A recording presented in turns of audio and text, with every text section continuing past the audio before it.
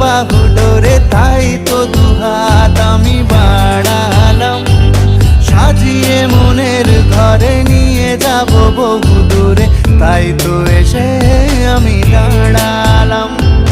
তোমাকে আপন করে রেখে দেব বাহু ডোরে, তাই তো দুহাত আমি